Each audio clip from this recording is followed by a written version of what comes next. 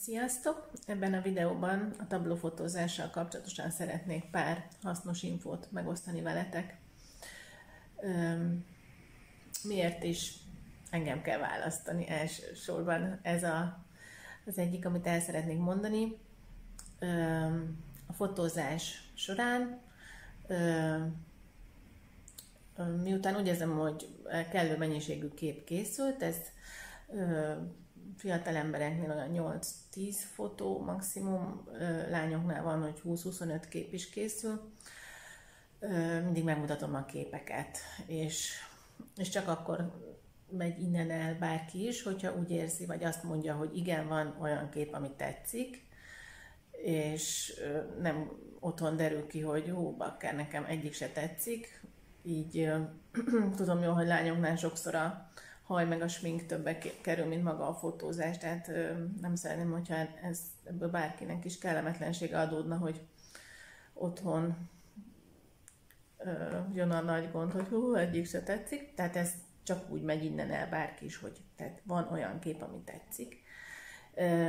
A képeket internetes galériába feltöltöm, átküldöm a linket, ezt a fotózást követő 1-2 napon belül megkapjátok, és otthon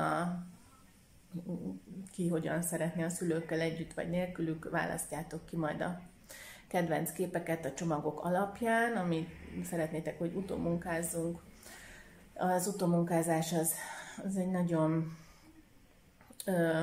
aprólékos munka, a hajszálaktól kezdve a szem fehérjének az ereit, a fogfehérítés, a fogpótlást is vállalunk, tehát nagyon sokrétű, aprólékos munka, mindeközben úgy, hogy törekszünk a természetességre, tehát túlretusálásról szó sincs.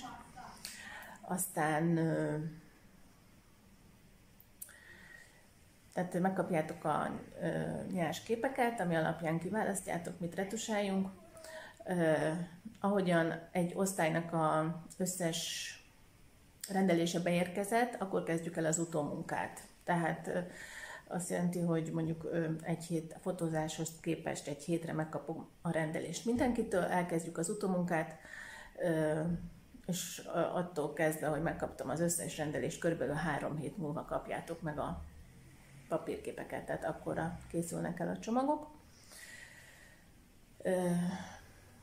Röviden ennyit a fotózásról és az utómunkáról.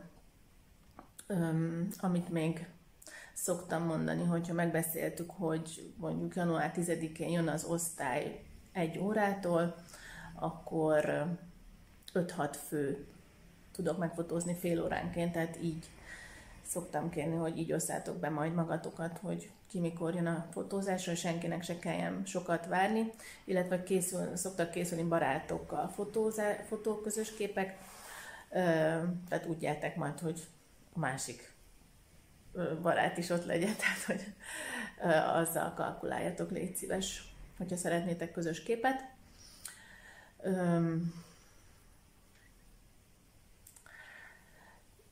A megjelenésről igazából szerintem általában így mindenki ápoltal jön, minimum egy hajmosás, fiúknál ez a borosta, nem borosta, ezt döntse el mindenki. Tehát mindenki úgy jöjjön, ahogyan jól érzi magát.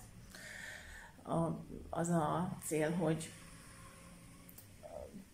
egy olyan kép készüljön, ahol tetszik magának. Szerintem így nem kell nagyon elrugaszkodni.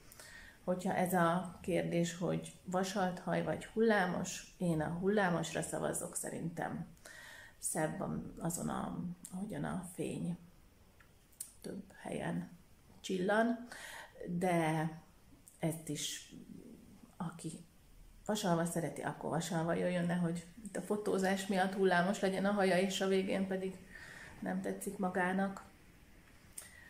Megmutatom még a műtermemet. Beszoktam csukni az ajtót, mikor fotózok, hogyha bejön egy barát vagy barátnő, és nem zavarjátok egymást tőlem, ott lehet, de mindig megkérdezem, hogy nem ez zavarja az, aki bejön éppen, mert lehet, hogy éppen az miatt feszeng valaki, hogy nem csak ketten vagyunk ott. Jó, ennyit szerettem volna. Hát várom, hogy jelentkezzetek. Várlak titeket szeretettel.